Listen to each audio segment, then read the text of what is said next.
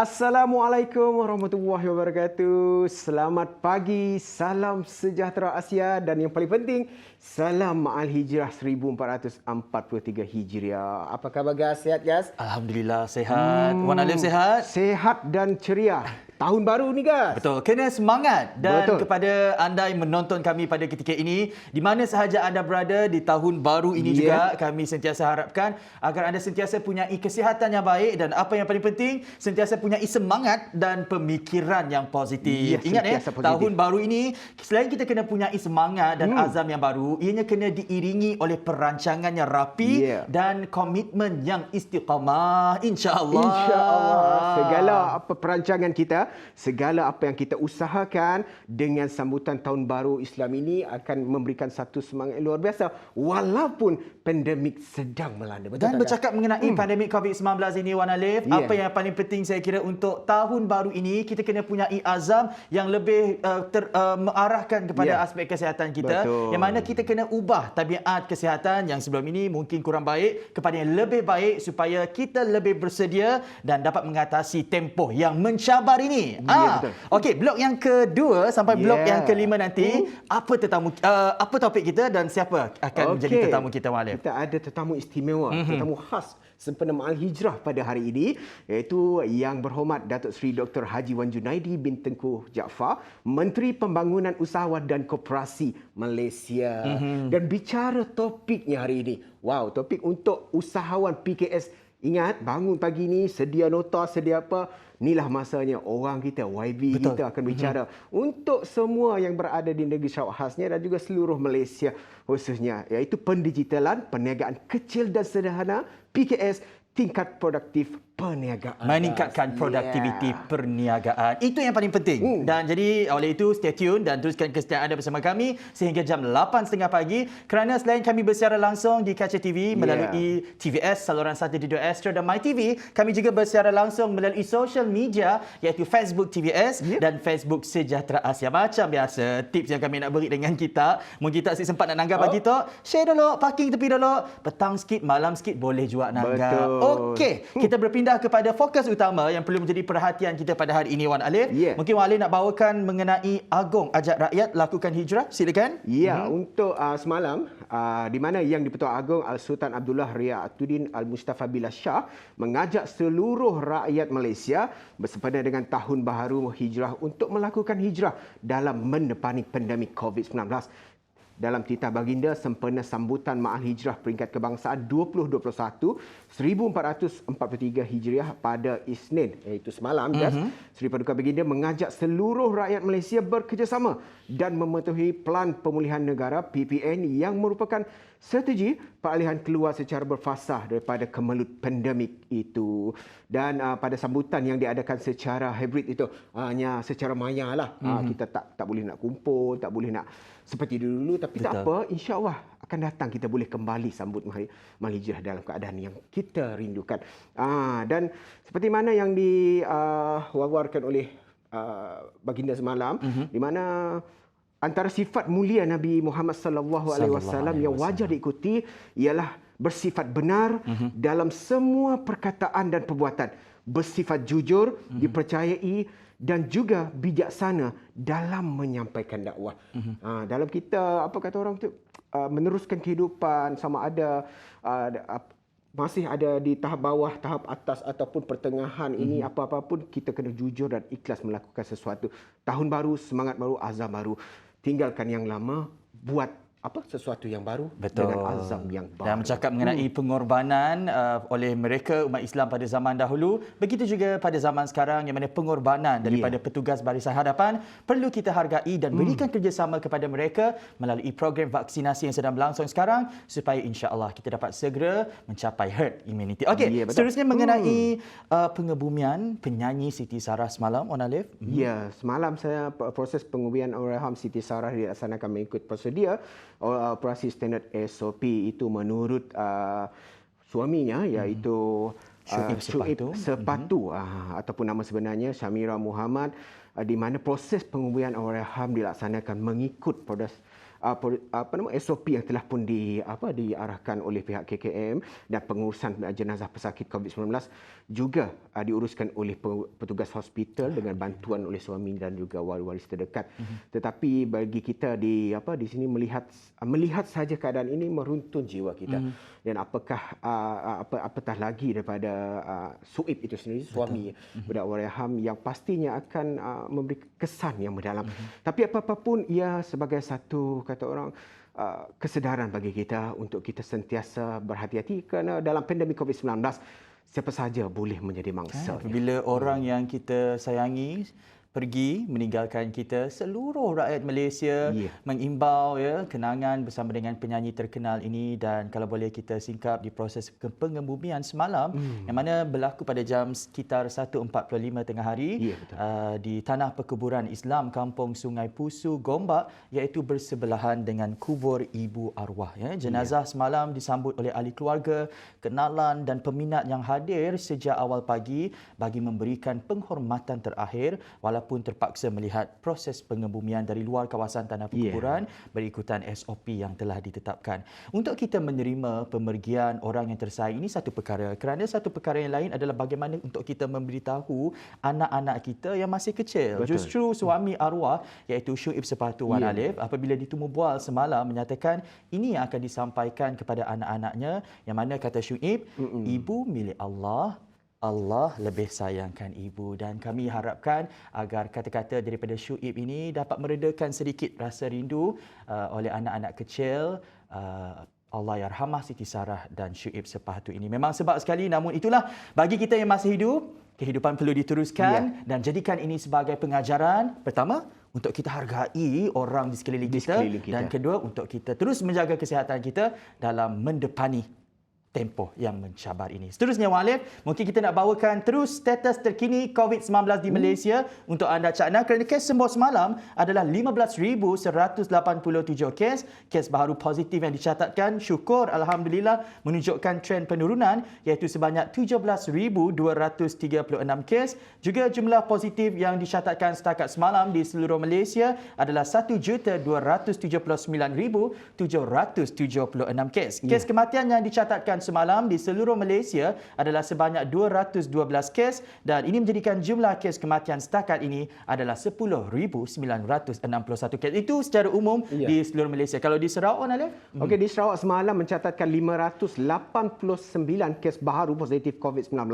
dan menjadikan jumlah kumulatif meningkat kepada 74,063 kes. Daerah Kuching kekal merekodkan kes tertinggi dengan 348 kes, diikuti Mukah 70 kes, Saratok 32 kes, Samarahan 24 kes dan Kabung 20 kes. Daripada kes harian tersebut, 108 adalah bergejala, manakala 481 tidak bergejala. Termasuk 2 daripada kes saringan import yang masuk ataupun pulang daripada negeri-negeri di seluruh Malaysia. Manakala untuk kes sembuh setakat semalam meningkat kepada 74,063 kes dan 3 kes kematian dilaporkan di negeri Sarawak. Dan untuk kes baru ataupun kluster baru, ada 4 kluster baru direkodkan, manakala 2 kluster telah pun tamat dan menjadikan 91 kluster yang masih aktif. Besar harapan kita, Gas, untuk tingkat kawalan Kediri sentiasa berhati-hati dan juga waspada dengan apa saja yang kita lakukan, kerana jangkitan ini kita tidak nampak. Kalau nampak kita dah lari dah. Betul.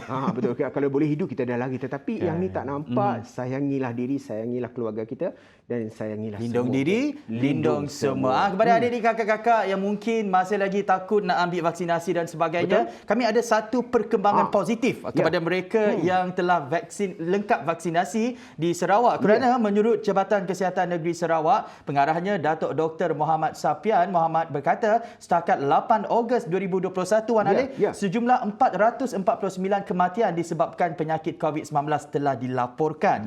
Namun daripada jumlah ini, katanya 425 kes kematian iaitu 94.6% tidak mempunyai sejarah imunisasi COVID-19, manakala hanya 21 kes kematian iaitu 4.7% harus hanya menerima dos pertama ketika mereka dikesan positif COVID-19. Betul tak, Muhalim? Betul. Dan ini adalah perkembangannya positif untuk kita terus berikan kerjasama untuk program vaksinasi COVID-19. Ya, jangan takut divaksin. Vaksin tu untuk apa? Protection kita, Betul. untuk bantu kita. Yang kita ni mungkin tak boleh nak bantu diri kita sendiri. Ambillah vaksin. Betul tak, Kak? Berikan kerjasama untuk segera mendapatkan vaksinasi COVID-19 supaya insya-Allah tidak lama lagi kita akan dapat khabar gembira, kita berjaya melawan musuh halimunan COVID-19 ini dan mencapai herd immunity. Baik, selepas ini kita terus sahajakan bersama dengan tetamu kita, Menteri Pembangunan Usahawan dan Koperasi Medak. Tapi apa kata sebelum itu kita berehat dahulu. Jangan ke mana-mana.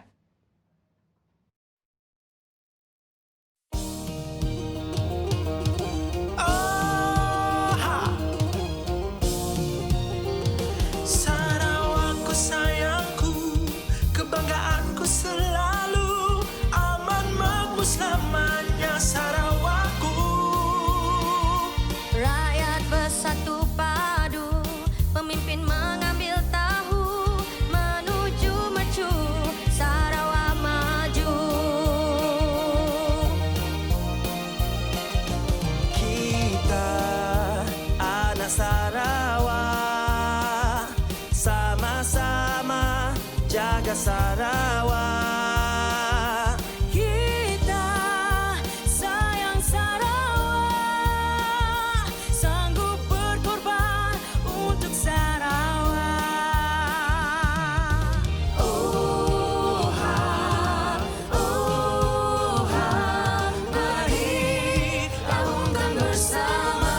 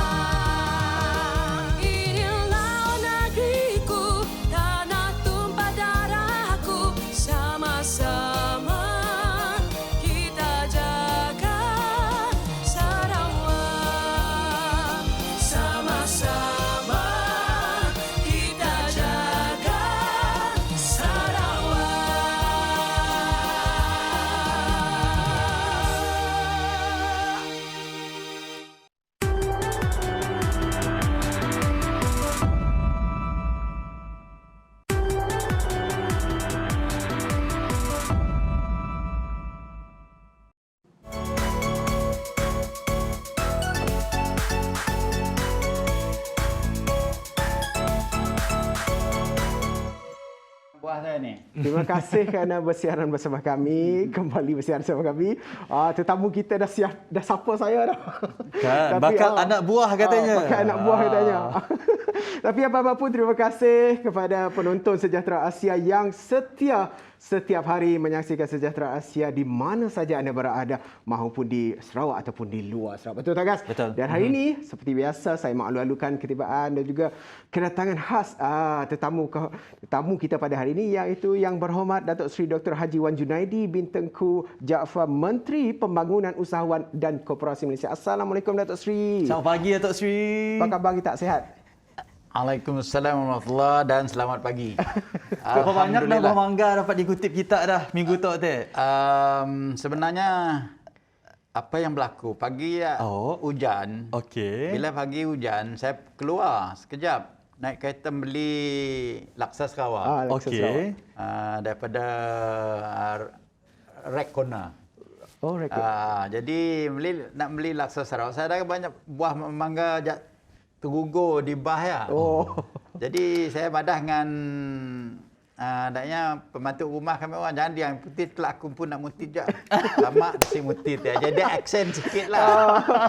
Jadi ada juga rasa puas nak mutit. Jadinya si datang mutit lah. Bila saya pulang daripada hujan dah berhenti. Jadi saya pergi madah dengan anak saya nak pergi ke depan lah.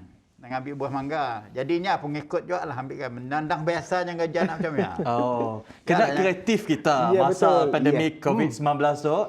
Apa-apa sebenarnya boleh jadikan sumber rezeki. Begitu juga dengan perusahaan kecil dan sederhana PKS. Kerana Mualif selepas lebih kurang 2 tahun kita dilanda pandemik COVID-19, tak dinafikan ada di antara usahawan PKS yang tak dapat survive dan terpaksa mencari alternatif lain. Namun ada juga situasi yang mana telah wujudnya bentuk perniagaan atau PKS yang baru ekoran asakan daripada pandemik COVID-19 ini. Melihat kepada dua situasi ini, Datuk, sebagai permulaan mungkin Datuk Sri boleh ceritakan perkembangan terkini bagi plan strategik atau plan ransangan oleh Medek buat usahawan PKS pada hari ini, Datuk Sri.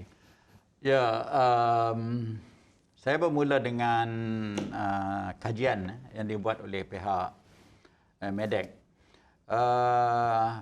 Kementerian saya mempunyai satu agensi yang disebut nama SME Corp. SME Corp ini dia mempunyai dua fungsi yang berlainan. Satu ialah buat kajian. Dan dia buat kerjasama dengan pihak kementerian, agensi ini dengan kerjasama kementerian saya, Medak. Buat kajian kepada situasi tertentu. Tiap-tiap kali kita mengadakan PKP, contoh PKP pertama kita buatkan satu kajian. Selepas tu kita buat satu kajian lagi. Jadi kajian yang terakhir ialah dibuat pada 15 hari bulan hingga 28 hari bulan Jun. Jadi apabila kita banding dua kajian yang berlaku, kajian pertama pada bulan sebelum kajian yang 15 Jun itu dibuat. Kita lihat keputusan selepas KPKP yang pertama pada bulan Mac hingga bulan Mei. Yang mana telah disebut saya berkali-kali, kalau kita tidak bukakan ekonomi kita pada bulan Mei tahun 2020, mengikut maklumat yang diterima daripada pihak Kementerian Keuangan, tidak kurang daripada menterinya sendiri bercakap, kita akan kehilangan 2.4 bilion satu hari, bukan bulan, satu hari. Jadi itulah kenapanya kerajaan terus membuat keputusan untuk membuka ekonomi secara strategik. Bermula dengan syarikat-syarikat yang besar, syarikat pelaburan yang besar daripada luar negara yang melabur sampai beratus-ratus juta dan berbilion di Malaysia. Jadi ramai orang confused. Kenapa pula yang besar ni kita buka, yang kecil ni masih kita tutup? Kita kurang memahami soalan ekonomi ni sebenarnya. Apabila syarikat besar-besaran ni datang melabur di negara kita, dia mempunyai pekerja yang ramai. Nombor satu. Pulangan ekonomi dibuat oleh pihak ini ialah amat besar kepada negara.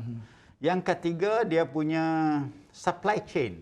Makna dia PKS ataupun syarikat-syarikat mikro, sederhana dan kecil terlibat dengan dia punya bisnes tu ramai.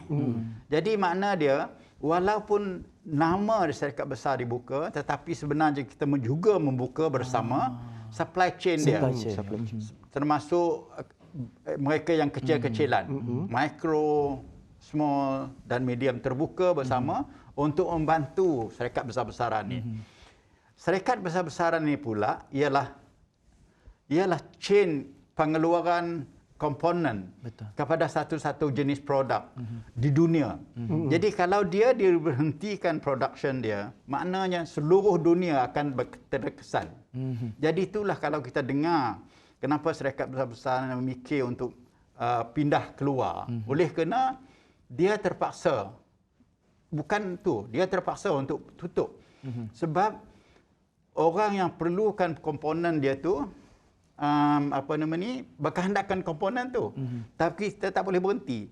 Jadi dia chain reaction ataupun domino impact dia, efek dia, seluruh dunia tu terkesan. Jadi kita dah buka. Alhamdulillah sampai bulan Julai, Ogos, kita punya prestasi baik. Ekonomi kita meningkat, COVID kita menurun, hingganya pilihan raya negeri Sabah berlaku. Itu menularkan lagi seluruh negara. Negeri-negeri macam Sarawak, Kelantan, Perlis, Terengganu, Pahang. Bahkan saya satu hari lepas telefon dengan MB Kelantan, MB Pahang. Kata tahniah, di negeri Pahang tak ada penularan COVID pada ketika itu. Tapi bila orang yang kempen balik daripada Sabah tu, keluar balik ke negeri masing-masing, termasuk balik ke Sarawak, semua dalam masa 2 minggu, penularan tu sampai 3 minggu ketiga, merah semua seluruh Malaysia. Itu yang memulakan tu pilihan raya. Ya. Jadi akhirnya ekonomi kita juga terkena. Because reaksi kepada itu, kerajaan menutup semula ekonomi. Tutup, jadi kajian kita bermula daripada situ, lihat keadaan. Dan kita pada ketika itu, walaupun ekonomi itu mengincup teruk, sebab penutupan ekonomi pada bulan September, Oktober dan Disember tu, tetapi semangat untuk bangkit masih kuat. Tetapi apabila kita bandingkan dengan kajian yang kita buat pada 15 hingga 28 Jun 2021,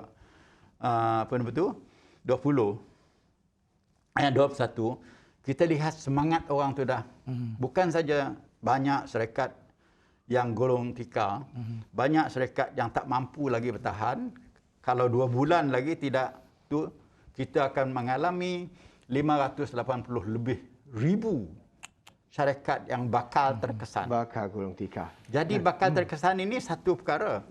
Yang semangat tak sama ada boleh buka atau tak boleh buka tu, semangat tu dah menurun. Jadi itu yang kita bimbang. Yang ketiga kita bimbang ialah soalan yang mengena kepada pemikiran manusia ni. Iya betul. Secara individu. Yang hilang kerja, hilang bisnes, pinjam duit kat bank tak boleh bayar. Jadi benda-benda ini mengenakan pemikiran dia dan bukan kena mendadaknya kematian membunuh diri berlaku di Malaysia pada ketika itu. Tapi kita lihat sebahagian daripadanya disumbang oleh kena keresahan berhadapan dengan masalah itu tadi. Ya, baik Datuk Seri. Dan seperti yang Datuk Seri ceritakan tadi, iaitu pelbagai alternatif ataupun program terkini yang Medik telah pun susun atur bagi memastikan tidak ada mereka ini ataupun pengusaha kecil dan sederhana PKS terjejas dalam situasi pandemik sehingga sekarang. Dan selepas ini kita nak berehat seketika bersama dengan Datuk Seri kita dan jangan ke mana-mana, kembali selepas ini dalam Sejahtera Asia. Jangan ke mana-mana.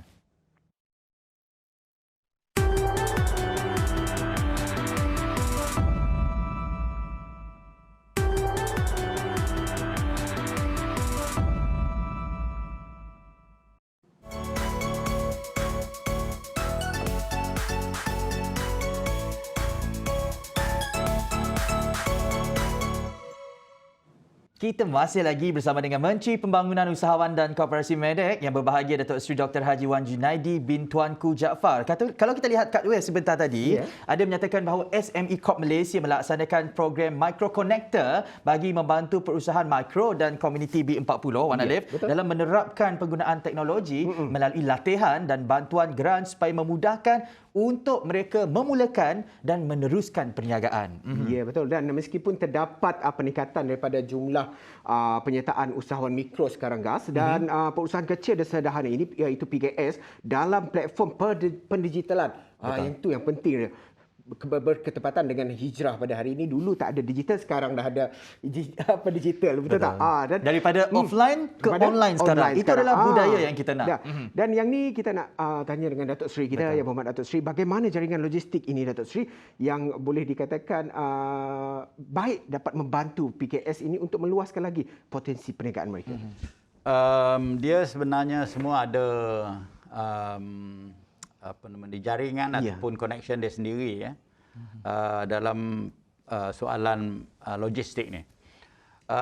Apabila kita buat penutupan bisnes kita sebagaimana saya sebut tadi, iaitu masa PKP yang pertama tu, pada ketika itu kita dah faham dah apa masalah yang kita bakal hadapi. Nombor satu ialah soalan digitalisasi, iaitu penjitilan bisnes kecil-kecilan ni.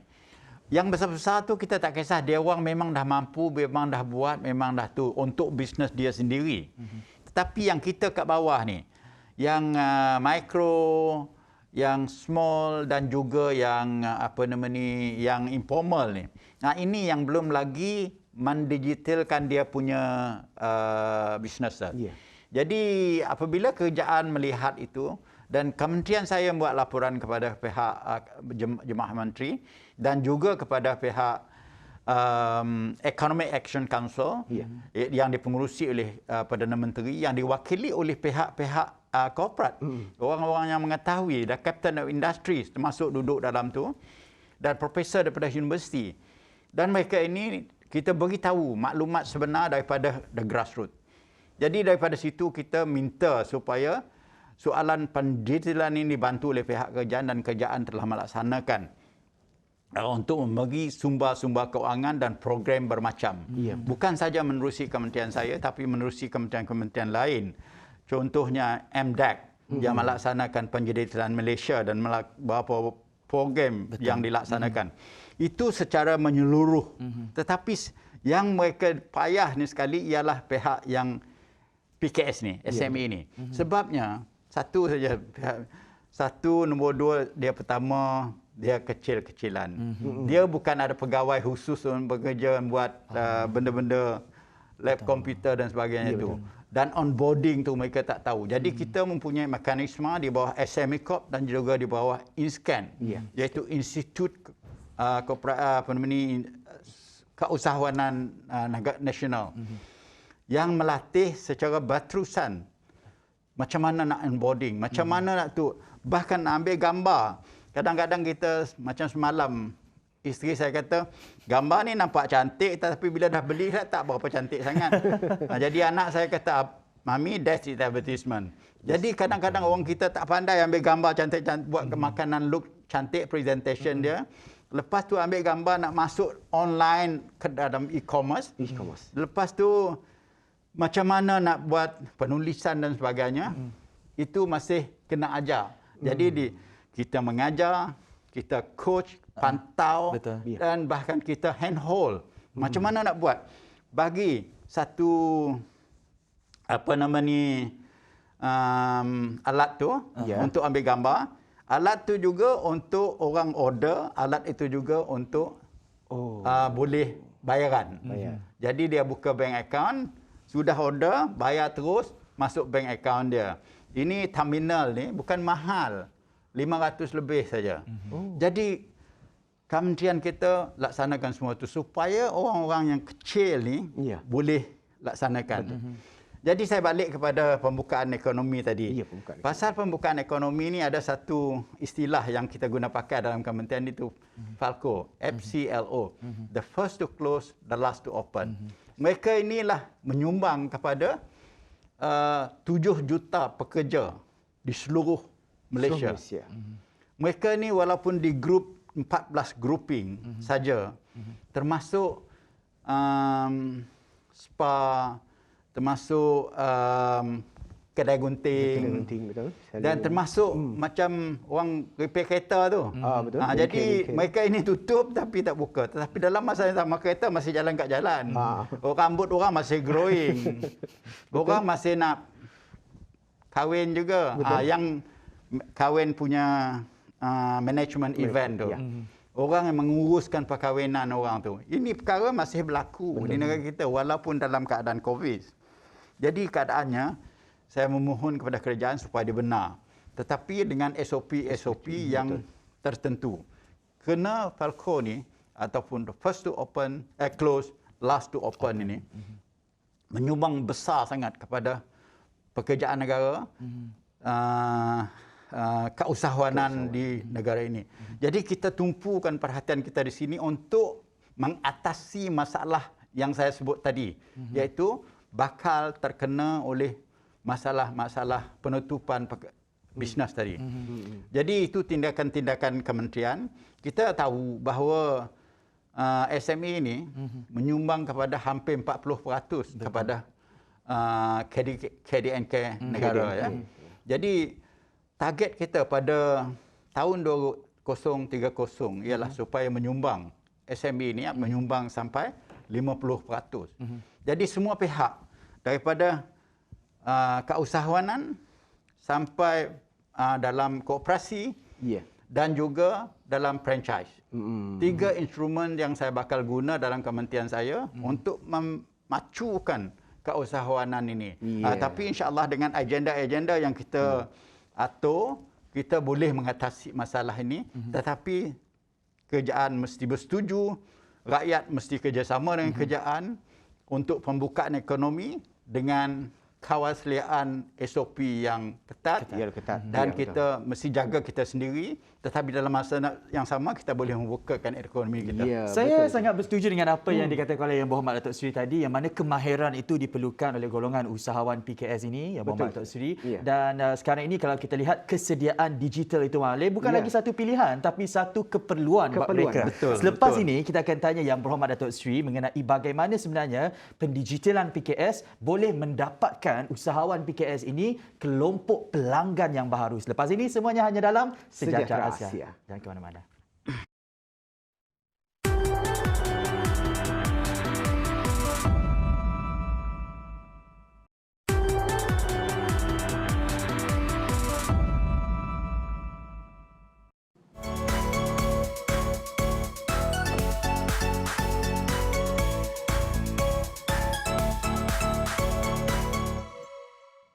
Kembali lagi dalam Sejahtera Asia. Kalau kita lihat platform digital sekarang ini banyak sebenarnya, dan ianya membantu juga usahawan PKS ini untuk mencapai dan memperoleh pelanggan dari kelompok yang baharu. Sebab itu kita nak tanya Yang Berhormat Datuk Seri, bagaimana pendigitalan PKS ini boleh meningkatkan produktiviti usahawan PKS dan pada masa yang sama Yang Berhormat Datuk Seri dapat berpotensi mendapatkan kelompok pelanggan yang baharu buat mereka lebih-lebih lagi masa kita menjalani norma baharu ini.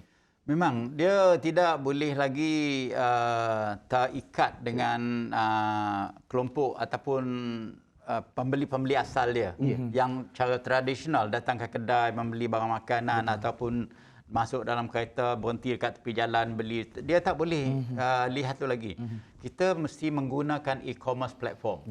Apabila menggunakan e-commerce platform, itu latihan perlu untuk macam mana nak onboardkan dia punya tu produk, gambar dia punya produk untuk dinaikkan ke dalam platform e-commerce tertentu. Jadi e-commerce punya platform ni dia setakat ini kita banyaklah. Contohnya kita mempunyai Lazada, Shopee, kita mempunyai Foodpanda, Grab dan sebagainya. Banyak lagi yang platform-platform yang sedemikian ini di negara kita. Dia mushrooming. Semasa 2020 hingga 2021 tu dia mushrooming di seluruh negara.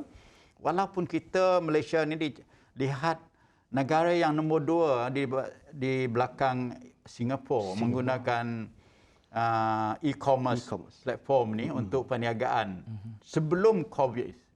Tapi kita sekarang sudah melonjak jauh ke hadapan. Tapi dalam masa yang sama Singapura pun buat yang sama. Jadi kita melonjak ke hadapan untuk survival. Bukan soalan lagi macam mana yang sebut tadi, bukan option tetapi necessity untuk e-commerce platform. Dan dalam e-commerce platform ni kadang-kadang kita sebut dia mudah saja. E-commerce platform, hantar saja dan masuk dalam tu. Bukan dia gunakan WhatsApp, bukan Facebook, bukan SMS ataupun Instagram, bukan macam tu saja. Itu dia punya coverage limited ya. Walaupun ada tapi limited. Dia kena pergi kepada e-commerce yang formal.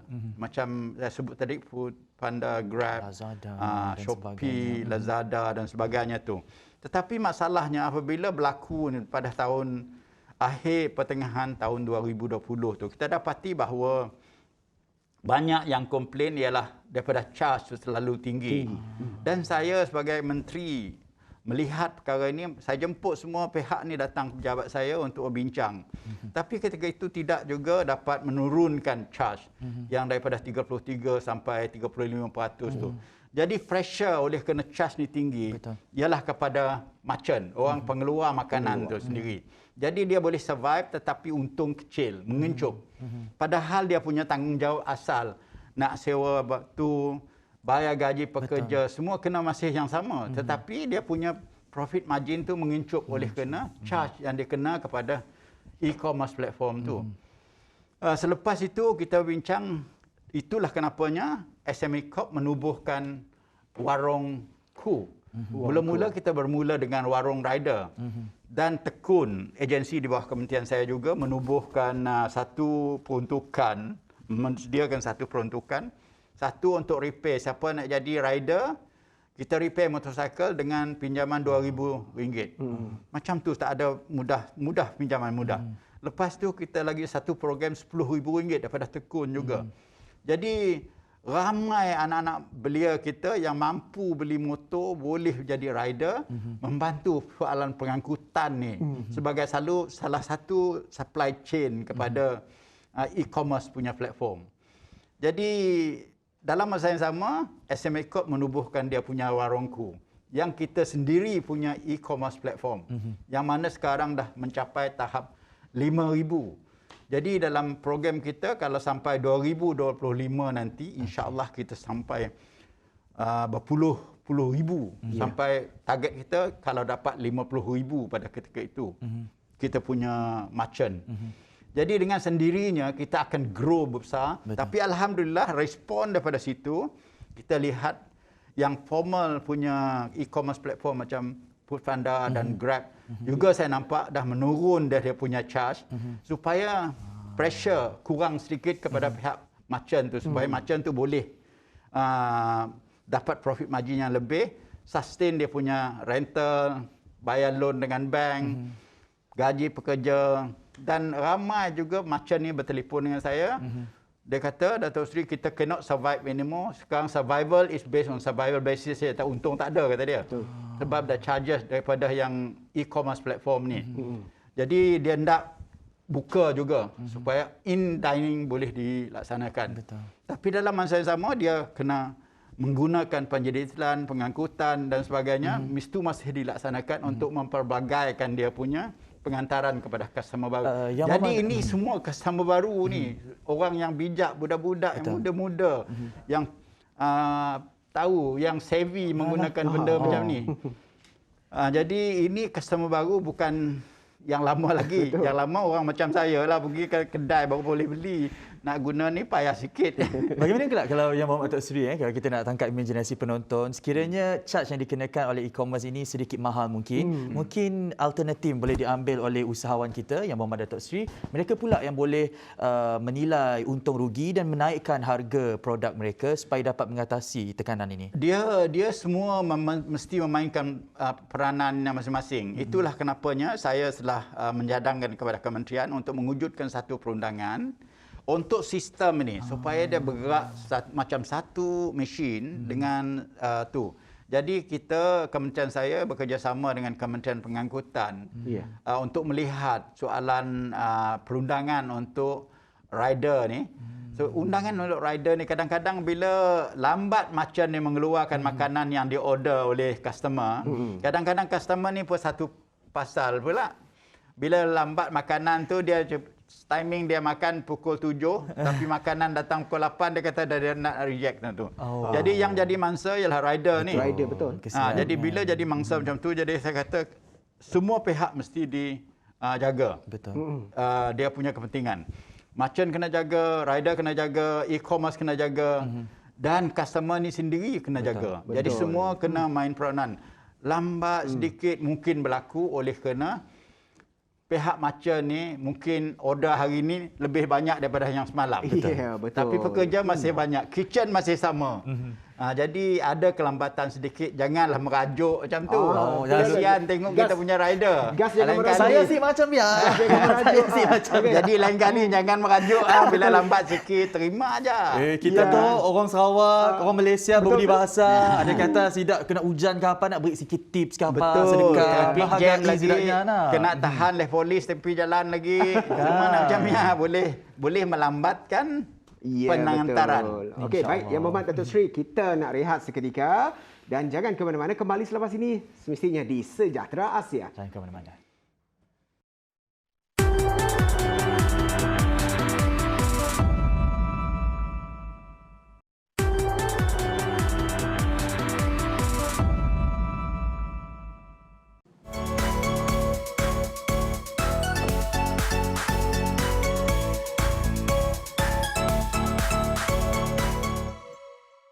Saya sempat intai Facebook Yang Berhormat Datuk Seri. Ya. Mari Yang Berhormat Datuk Seri sempat singgah di Asajaya. Sempat beli 2 pasang selipar. Ya, balik kepada Semuyung. Dan kalau kita lihat harga selipar tu, harganya lebih kurang seperti beberapa tahun yang lepas. Namun masih mempunyai kualiti produk yang berpatutan. Ya, Jadi betul. Datuk Seri, bagaimana pula kerjasama daripada kita sebagai pengguna dan pembeli ini buat usahawan-usahawan PKS ini? Saya nak sebut cerita daripada kementerian saya dulu. Di kementerian saya mempunyai banyak agensi-agensi yang bantu PKS ni. Kalau kita lihat Tekun membuat produk yang baru sekarang yang itu 100 juta disediakan untuk pinjaman yang tidak ada tanpa charge tu. Ya, betul. Lepas tu kita akan bakal melancarkan produk ni. Dan dalam masa yang sama pihak Bank Rakyat juga mempunyai produk-produk yang baru. Dan begitulah seterusnya SME Corp punya produk yang baru. InScan membuat latihan-latihan yang baru untuk migration ni daripada satu jenis perniagaan kepada satu jenis perniagaan. Kerana ada yang dah tutup perniagaan ini, dia nak terlibat dengan perniagaan ini, khususnya menggunakan banyak online punya businesses. Dan yang akan menggerakkan pula soalan pengangkutan, soalan e-commerce dan sebagainya. Ya, Datuk. Jadi dalam keadaan sedemikian, saya menyerulah kepada masyarakat perniagaan berjumpa dengan agensi-agensi saya termasuk koperasi. Sekarang koperasi pun telah digerak dan juga menyediakan 230 juta disediakan untuk koperasi-koperasi yang saya dimaklumkan tak berapa ramai sebenarnya pergerakan koperasi ini untuk respon kepada apa yang kita tawar tu. Ya. Untuk menggerakkan ekonomi masa hadapan dan koperasi juga telah diklusterkan kepada beberapa federated group, dedicated group, ada yang pertanian, ada yang construction, ada yang mining, ada macam lagi. Ya. Jadi dalam keadaan sedemikian mereka ini mempunyai latihan-latihan tertentu termasuk latihan kalau koperasi kepada Institut Koperasi Malaysia yang memberi latihan. Jadi dalam keadaan sedemikian ini semua bakal membantu dan e-commerce platform kita akan perkasakan dan daripada sudut supply chain kita kena lihat dan juga saya sekarang yang terbaru sekali baru dilulus oleh Jemaah Menteri supaya kita menggerakkan kita punya apa dikatakan inclusive business yang diilhamkan di United Nations yang diguna pakai di seluruh ASEAN sekarang. Dan kita ada kelompok-kelompok tertentu di seluruh ASEAN. Tujuan inklusif bisnes ini ialah penting ya. Syarikat-syarikat besar buat dulu kita sebutkan istilah macam mentor-mentee ini. Tapi dia mesti teratur ya. Dia akan membimbing, melatih dan sebagainya supaya pihak-pihak SME ni, pihak kecil-kecilan ni, micro, pihak small boleh meningkat bersama dengan syarikat besar. Dia punya supply chain dia jaminkan. Daripada sudut latihan, bisnes terjamin, semua terjamin. Jadi ini belum lagi membesar di negara kita ni, belum lagi grow begitu rupa yang boleh kita banggakan. Tetapi inilah satu inisiatif yang saya nampak terbaik untuk membawa SME ini naik bersama dengan pihak-pihak yang besar tadi. Jadi pihak saya sudah dapat lulusan daripada Jemaah Menteri untuk berbincang dengan pihak MITI, berbincang dengan pihak MOF, Kementerian Keuangan dan seluruh negeri nanti supaya kita kenal pasti syarikat-syarikat besar supaya mengadakan orang supply chain dia dan supply chain dibantu oleh syarikat besar ini supaya boleh bangkit dan bangun bersama. Ya. Jadi dengan kerana sedemikian kita punya pembangunan keusahawanan kita akan terjamin dari semua sudut daripada penggunaan digitalisasi dia atau penggunaan teknologi canggih ke hadapan semua akan kita guna bersama. Kerana ini cara untuk melonjak ke hadapan untuk kita boleh mempercepatkan pembangunan keusahawanan dalam keadaan kita berhadapan dengan masalah COVID ini. Kalau kita tidak mengadakan satu inisiatif baru, mungkin kita akan terkongkong dengan amalan lama kita tu. Jadi mungkin kita tak dapat adjust kita sendiri supaya kita mengejarkan sasaran yang kita dah sasar pada tahun 2019 dahulu dapat mencapai menjadi negara usahawan pada 2030. Bukan jauh sangat 9 tahun lagi. Jadi dalam keadaan semikian, saya menyeru kepada pihak usahawan, kerajaan memberi semua kemudahan-kemudahan. Saya dengar kerajaan negeri membantu dengan 10,000 kepada pihak-pihak peniaga. Bayangkan 10,000 ni boleh diguna pakai untuk bermacam ya. Jadi begitu juga kerajaan pusat memang memberi berbilion daripada semua sudut, daripada penjiditilan dan sebagainya dan sumber keuangan sumbangan untuk membantu pekerja-pekerja bermacam-macam lagi. Tetapi sumbangan ini janganlah syarikat tahan dekat syarikat saja. Mesti diturun dan dimaklumkan kepada pekerja-pekerja yang sumbangan kerjaan ini wujud. Jadi semua akan menikmati.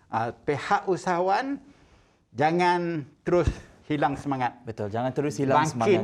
Bangkit semula. Bangkit semula. Kalau kita tidak bangkit semula, kita akan hilang semangat oleh kerana tekanan daripada penutupan bisnes kita ni, kita tidak akan berjaya. Betul. Inisiatif kerajaan mungkin tidak akan berkesan kalau kita sendiri tidak bangkit. Bangkit semula, jangan hilang semangat. Ya, Kalau betul. boleh secara ringkas, kita nak bawakan satu situasi juga yang berhormat Datuk Seri. Kalau kita lihat di sebalik pandemik COVID-19 ini mencabar. Ya, ia memang mencabar. Tapi itulah blessing in disguise. Kita dapat lahirkan juga sebenarnya pada masa yang sama. Kalau tadi pelitup muka saya putus. Sebab itu sekarang ini kita ada usahawan-usahawan baru yang menghasilkan mask extender dan sebagainya. Jadi, kita tak nak mereka hilang semasa COVID-19 ini sudah reda suatu hari nanti. Apa secara ringkas usaha daripada pihak medik buat mereka, Datuk Seri? Tiap-tiap usahawan-usahawan baru tu, dia mendapat perhatian oleh pihak kerajaan sebenarnya. Keseluruhannya kerajaan.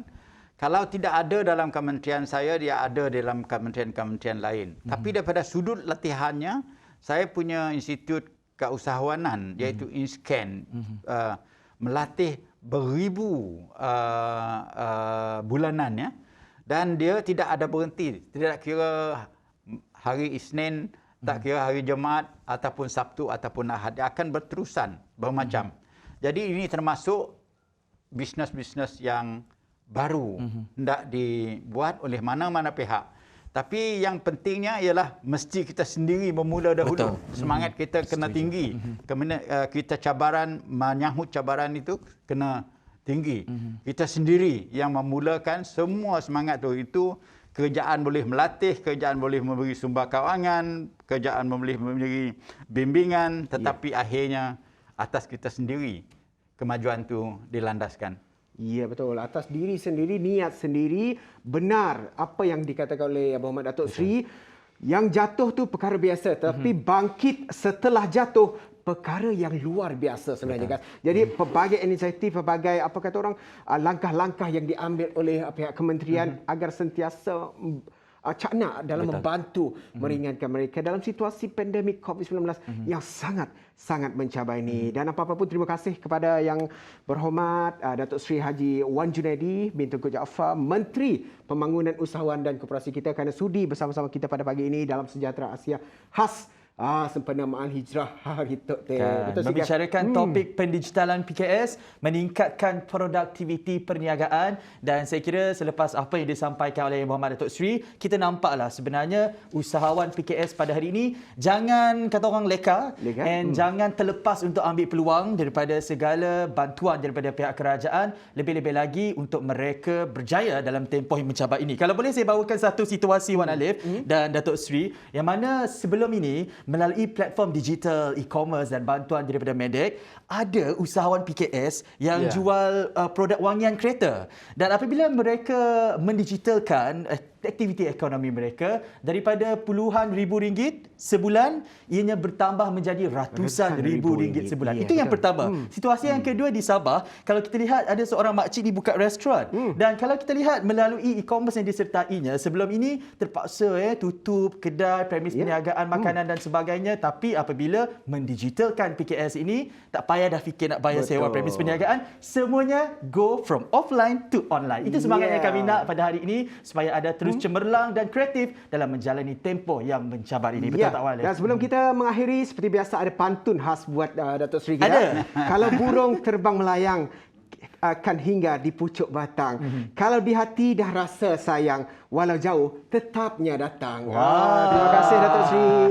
Terima kasih banyak-banyak. Terima kasih. Dan saya Wan Alif, jangan YB kita dan juga Saya Ghazali Zawi. Sekian daripada kami untuk Sejahtera Asia pada hari ini. Jumpa lagi dan Daripada inspirasi, kami cetuskan inovasi. Assalamualaikum dan bye-bye. Assalamualaikum.